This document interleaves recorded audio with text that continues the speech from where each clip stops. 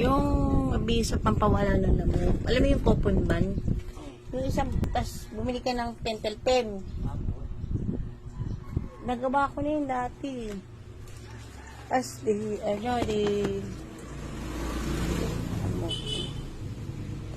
isa coupon ban. Yung pentel pen niya kulay pula.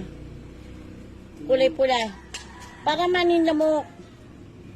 Tas, meron ba kayong kwarto doon? Sariling kwarto. Ilalagay mo lang yun sa may pintuan ng kwarto mo. Tapos yung coupon ban, sulatan mo ng bawal pumasok lang. Talaga yan. Pinagnuno ko Naka-video ka, Nay. Nay, naka-video ka, Nay. Release ka to. Ano lalagay ko to sa FB pa, makita mo. Malim ka talaga. Ay, hindi ba? Kasi para mawala lamok. Bigyan mo na ako katol. Eh,